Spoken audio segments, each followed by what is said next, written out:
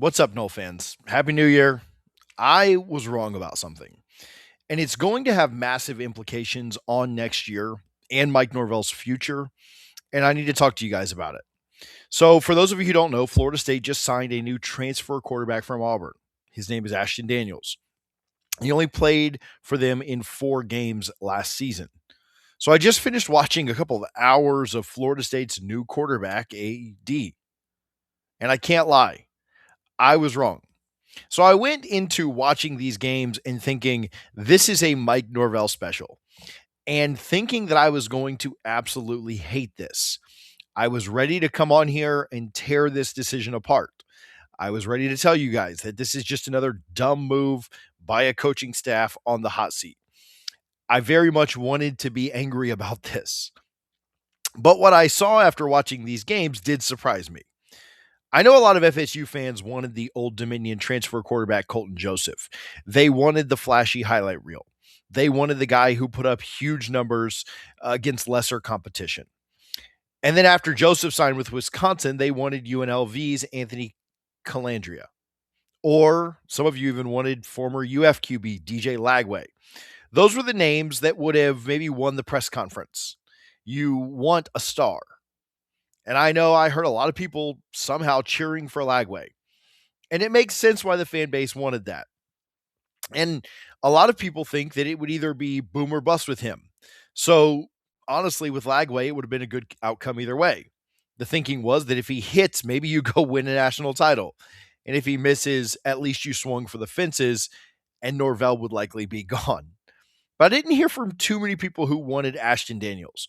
No one was clamoring for a guy who couldn't secure the starting job at Auburn for a full season. Nobody was excited about a guy with a limited sample size in the SEC. But I'm going to tell you guys, if I was GM at FSU, well, if I was GM, I would fire Mike Norvell and Gus Malzahn. I would clean house immediately.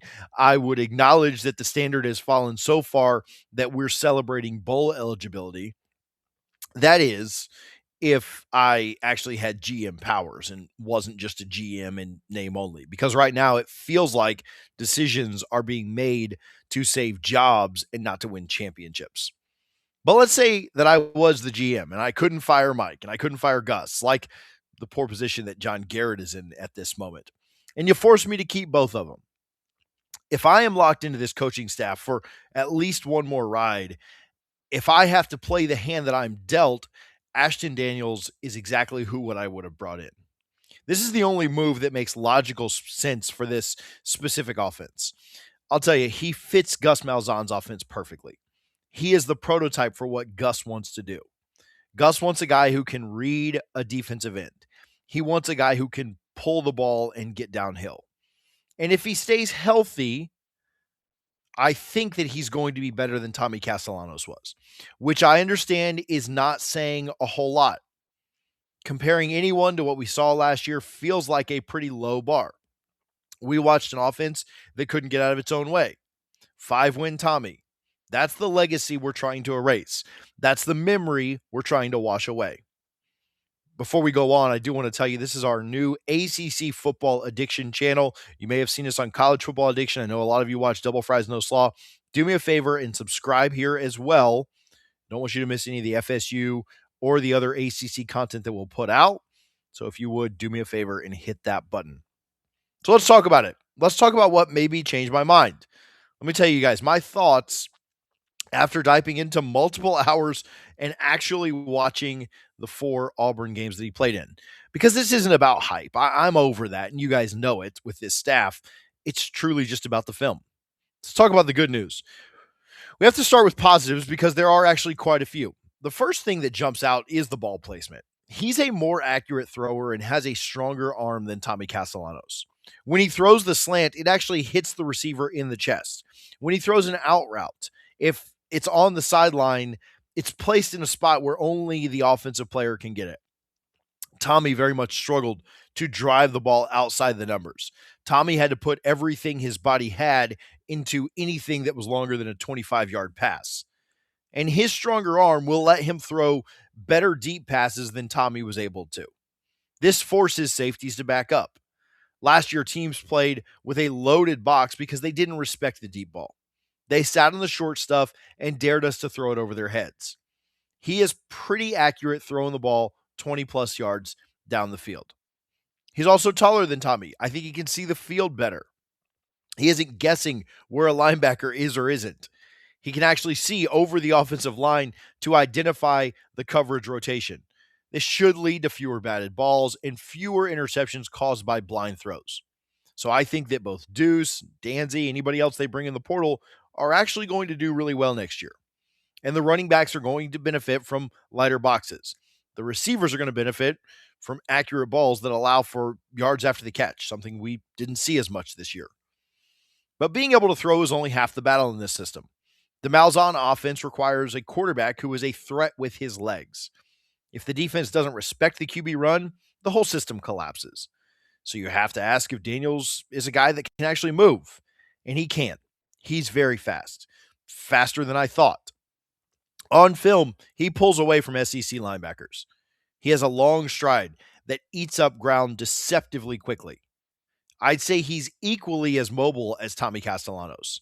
Tommy was quick and twitchy. Daniels is also very quick, which is really saying something because Tommy's legs were the only thing that kept us in games last year at times. He's probably a little harder than Tommy to bring down. Not much, but a little. He isn't afraid to lower his shoulder and get the first down.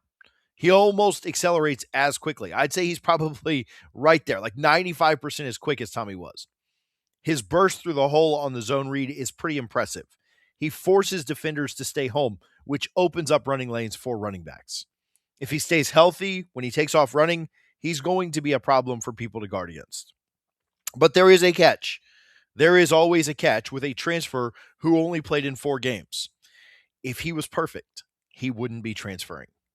He's very decisive with his first read. When the play is on schedule, he truly does look like a pro. When the primary receiver is open, the ball comes out instantly. He reminds me of, and don't get on me for this, but he reminds me of a lot of Dylan Gabriel. That is until he has to make his second read.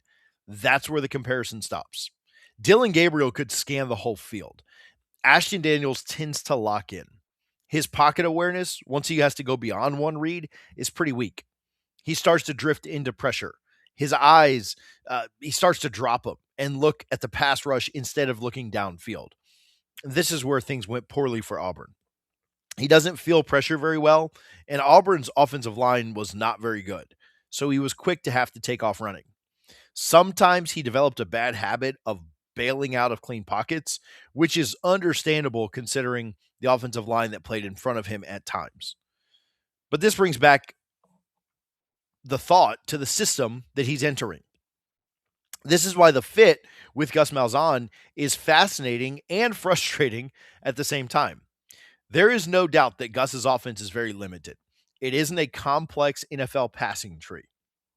It's a system designed to simplify the game. I think it's too dependent on the run. It relies on dominating the line of scrimmage. And if you can't run the ball, you can't do anything. If you fall behind and you're required to pass, things can get really iffy. When the defense knows you have to throw, this offense does struggle. It doesn't have answers for 3rd and 15. It doesn't have answers for a 2-minute drill when you need a touchdown. Personally, if I had to choose between a great running offense or a great passing offense, I'd always choose passing because passing is more versatile when you fall behind and hit adversity. Football is going to bounce different ways on different days, but you can erase a 14-point deficit in 2 or 3 minutes with passing. But a running offense, you a lot of times just run out of clock. With all that said, he fits Gus's offense perfectly because Gus doesn't want to make more than 2 or 3 reads. Gus wants him to make 1 read and then go. Gus simplifies the decision so that the weakness is minimized. It's a good marriage of strengths and weaknesses.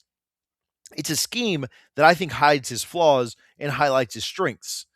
But knowing he fits the scheme doesn't tell us if we're actually going to win games. We had players who fit the scheme last year and still lost a lot. So we have to look at the schedule and be realistic. Where does this leave us? What does the record actually look like in 2026? Are we looking at another disaster or are we looking at a bounce back? Well, I feel like if he stays healthy, FSU's floor in 2026 is 5 wins. That's the worst case scenario unless you suffer massive O-line casualties or off the offensive line regresses. That's counting the two group of five schools in Boston College as three guarantees. Those are games you simply cannot lose. If you lose any of those, the program has to be shut down. So we need two more wins to hit the floor. And let me be clear, I'm not happy about talking about a 5-win floor. This is Florida State. The floor should be 10 wins. Like most of you watching, I want Mike Norvell gone. I'm tired of the excuses. I'm tired of the poor preparation. And I think he should have already been fired. He has had enough time to build a culture, and it hasn't stuck. He has had enough time to recruit, and the talent gaps between the elites are still there. But there is a real chance that Ashton Daniels can win more than 5 games next year. Once you took Notre Dame off of your schedule, it becomes much easier. There are teams on this schedule who are rebuilding just like Florida State is. I would say 6, 7, maybe 8 wins are certainly on the table. You can always catch a rival sleeping. You can win a close game that you typically would lose last year. Assuming Herb Hand can take 5 new starters at the O-line again and make them into a good unit, I think the floor is that 5 wins. And I think you can get more to that. We are banking on that being a pretty big if. We're banking on an offensive line coach performing a miracle again and basically doing the same thing he did last year, which was amazing. I'll give Herb Hand all the credit in the world. But can you do it 2 years in a row with 5 new starters? Lightning rarely strikes in the same spot twice, but we'll see. I think 9 or 10 wins would be stretching it, but I also think it's possible depending on how the season plays out with injuries and how the schedule stacks. If the ACC is down again this year like it was last year, who knows? Maybe you run into a couple of opponents who their starting quarterbacks are hurt. Things change as the season goes along. But I'd project around 6 or 7 wins. Let's say Daniels plays well enough and we get to a bowl game. Is that actually a good thing for the long-term health of the program? Do we think the admin is keeping Norvell if that happens? This is the nightmare scenario for a lot of fans. I mean, we kept Mike Norvell after 2-10 and 5-7. So yeah, I think there's a good chance they keep him after 6 or 7 wins. The buyout's huge and the administration is pretty hesitant. They have shown that they're willing to accept mediocrity just to save a little money. We've already lit a match to the FSU standard, and that's on fire. We've in fact watched it burn to the ground over the last 2 years. So under this new Mike Norvell, Mike Alford standard, 7 wins should be gold, right? 7 wins may get you a contract extension. 7 wins probably get you a pat on the back. It's pathetic, but it's our reality. Either way, I'll tell you this. I will cheer for the kid. It isn't Ashton Daniels' fault that the program is in this state. It isn't his fault that the coaching staff is under fire. He's choosing to come here and fight for FSU. I can cheer for the kid and the team without cheering for Mike and Mike. I can separate the players from the administration. I want the players to succeed because they're the ones who are ultimately putting their bodies on the line. I genuinely hope he wins every game and we go undefeated. I hope I'm wrong about the ceiling. Heck, I hope he turns into a Heisman candidate.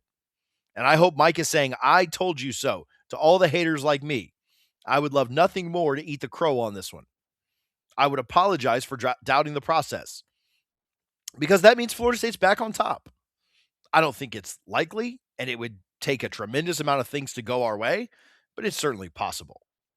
But I do think 6, 7, or 8 wins is probably what I expect given the tape on the kid. The tape says he's a solid starter, not a superstar. The tape says he'll win the games he's supposed to win and struggle against the more elite defenses. So where does that leave us? Honestly, I think it leaves us in purgatory.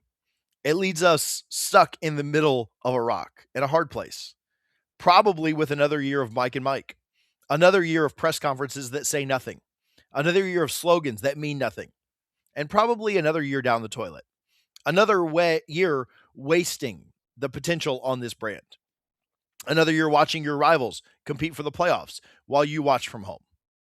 But there isn't much we can do about it unless one of you was to play the lottery and win the Powerball. We might as well kick back and enjoy the ride. At the end of the day, we're just fans. We just watch the games. I am serious about the Powerball, though. You guys need to get on that. Seems to be the only way to fix the buyout situation. Seems to be the only way to maybe get real change. That means that maybe then we could do something. Maybe we could restore the standard ourselves. Maybe we could buy the program back. Until then, we're riding with Ashton Daniels. And I'm happy to have him as a Knoll, but I do think there's a ceiling that comes with it. Let me know in the comments what you think, or if you see the potential too. Love to hear from you guys on our new channel, ACC Football Addiction. We'll talk to you guys soon. Make sure you're subscribed. Go Noles.